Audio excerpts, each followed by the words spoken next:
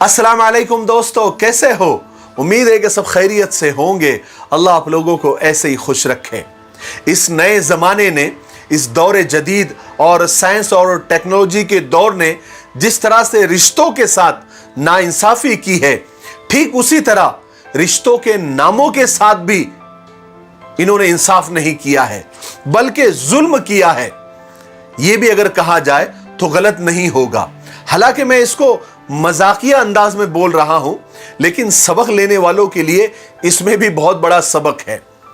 अब आप देखिए ना, मां और अम्मा से शुरू होने वाला सफर अम्मी से होता हुआ अब मम्मी, मामा, मम्मा के झोल खाते खाते अब मॉम तक पहुंच गया है।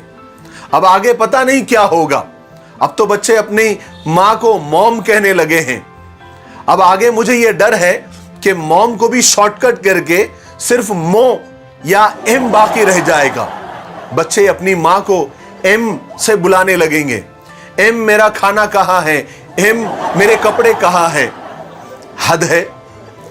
अब्बा में वाव का इजाफा किया था, यानी वो का इजाफा किया था, वो को बढ़ाया था, यानी अब्बू कर दिया था। यहां तक तो ठीक था, मगर फिर पापा, डैडी, बाबा और पप्पा करते करते अब डैड पर आकर रुके हैं। अब पता नहीं आगे कहां जाएंगे, इसको कितना काटेंगे। अब डैड से सिर्फ डा या सिर्फ डी ही बाकी ना रह जाए, इस बात का डर है। और पापा से सिर्फ पाप ही बाकी ना रह जाए। बच्चे अपने बाप को आता हुआ देखकर ये ना कहने लगे, देखो मेरा पाप आ रहा है या मेरा डी आ रहा है ना अफसोस की बात। भाई के नाम को जरा तड़का लगाकर भैया बनाया, चलो अच्छा लगता था। फिर उसे अंग्रेजी की आंच में जरा गर्म करके उसको ब्रदर बनाया, चलो ये भी ठीक था, मान लिया। लेकिन उसको भी शॉर्टकट करते करते ब्रो तक लेकर आ गए। अब ब्रदर भी पूरा नहीं बोलते, बल्कि ब्रो बोलते हैं। अब पता नहीं आगे चल के जमाना और तरक्की करे तो सिर्फ बर ही बोलने लग जाए या सिर्फ बी ही बाकी रह जाए। भाई को सिर्फ बी बोलने लगे या बर बोलने लग जाए। बहन में जरा अलिफ का इजाफा किया, अ का इजाफा किया और उसको बहना बनाया, ये भी अच्छा लगता था। फिर उसे सिस्टर बना दिया, चलो ये भी मान लिया, ठीक है सिस्टर। फिर आगे चल के सिस्टर की भी टांग तोड़ तोड़ के उसे सिस तक लेकर आ गए। अब सिस्टर भी पूरा नहीं बोलते, सिर्फ सिस ही कहते हैं। अब आगे चल के सिर्फ एस कहेंगे या सिर्फ सी कहेंगे। खाला को पहले मौसी बनाया, फिर मासी बनाया। अब नए जमाने ने सबको आंटी बना दिया। अब खाला भी आंटी, फुप्पू भी आंटी और रास्ते से चलने वाली हर औरत आंटी हो गई। और ये आंटी लफ्ज ने रिश्ते के हुस्न को, रिश्तों की खूबसूरती को और एहतराम को खा गए। अब आप खुद देखिए और सोचिए, ताया और चाचा, ये अब्बा के दो भाई, बड़े को ताया और छोटे को चाचा, कितना अच्छा लगता था। लेकिन अब सब चाचू, और चाचू बनते बनते अब अंकल में आकर सब दफन हो गए।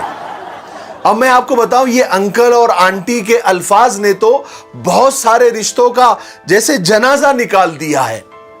मुझे एक लतीफा भी याद आ गया कि एक बाप ने अपनी बेटी से पूछा कि बेटी तुम मुझे पहले अच्छा पापा पापा कहती थी, अब डैडी डैडी कहना शुरू कर दिया है, क्या बात है?